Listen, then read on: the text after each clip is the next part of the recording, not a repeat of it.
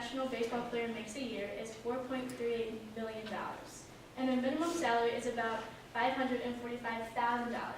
Now, the reported average salary for an ER doctor is about $278,000, which can range depending on the type of ER doctor they are.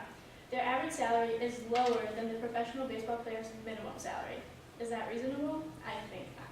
Which is why I'll be explaining the points to back this up, specifically time commitment, schooling, and the future between the two. So this was just like showing that the numbers I was saying, the average salary, and then of the baseball player, the minimum salary, and then the average salary of an ER doctor. It doesn't even like come close to the minimum salary. All right. Oh wait, no, go back. Okay, time commitment. For pro baseball players, they play a total of 162 games during their season and about 30 games during their spring season, the spring training, which does seem like a lot. If you think about this, each game on average lasts about 3 hours. So if you do the math, they spend about a total of 576 hours playing baseball. Now, if you switch this over to an ER doctor who works year-round, they work about 10 12-hour shifts a month, and if you times it, which is 120 hours, if you times that by 12 for the year, you get 1,440 hours. And that's just of the 12-hour shifts they do. So that doesn't include any like shifts they get called into or just random shifts they pick up. This is stating that ER doctors work basically double the amount that a professional athlete would, and they still only get the minimum wage. Secondly, from the very start of the baseball season to the very end of the baseball season, it lasts about 6 months. Meaning after those 6 months, they still might have meetings and stuff, but they get a nice hefty break to spend time with their families and vacation and do whatever they want to do.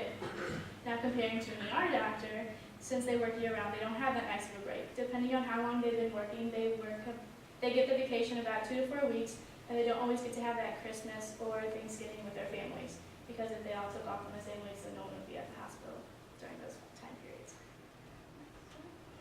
The next one is schooling. For a pro baseball player, there's a very limited schooling that comes along. For a guy coming just out of high school, if he gets drafted, this can be the start of his career, and it can just take off from there. For men that decide to play college baseball to improve to get drafted, they only have to go through junior year of college, or they have to be 21 to get drafted. Now, if you turn back to an ER doctor, there's a dramatic change. They need 4 years of college, 4 years of med school, and then 3 to 4 years of residency in emergency medicine.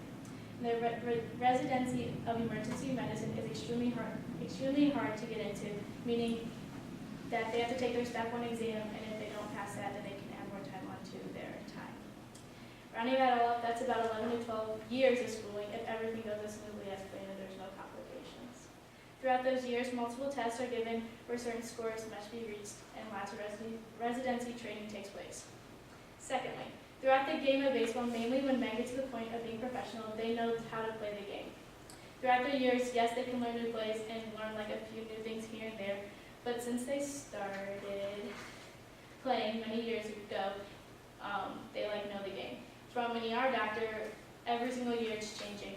Throughout those years, there's always new technology being invented, new medicines are coming out, new illnesses are being discovered, so they're always continually learning and having to school throughout their time being a ER doctor. They are constantly learning new things as they journey through, and they can lead to extra classes and that they have to be trained on. And then the future.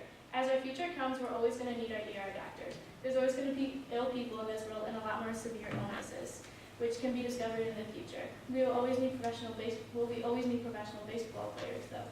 Yes, our society lives off of different types of entertainment, but for how long are we, as a society, going to make that more important than saving people's lives each day?